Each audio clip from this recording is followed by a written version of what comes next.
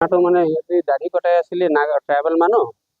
তো পাৰিজাত বাইদেউ আৰু সোণোৱাল ছাৰ আহি কিনি ডাউট কৰিলে, তাৰপিছত গাড়ী চাৰ্জ কৰোঁতে সেইবিলাক বস্তু পালে, ড্ৰাগছ পালে আৰু কেছ পইচা 15,000 মান পালে।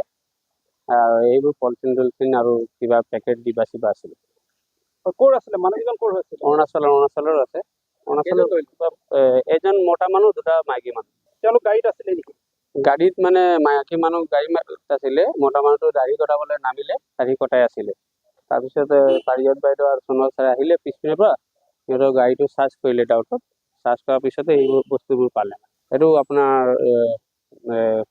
ব্ৰাউন চুগাৰৰ পেকেট, দুটা পেকেট পালে আৰু 15,000 কিমান কেছ টকা আছে, 100 টকীয়া নোট।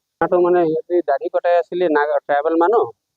তো পাৰিজাত বাইদেউ আৰু সোণোৱাল ছাৰ আহি কিনি ডাউট কৰিলে, তাৰপিছত গাড়ী চাৰ্জ কৰোঁতে সেইবিলাক বস্তু পালে, ড্ৰাগছ পালে আৰু কেছ পইচা 15,000 মান পালে।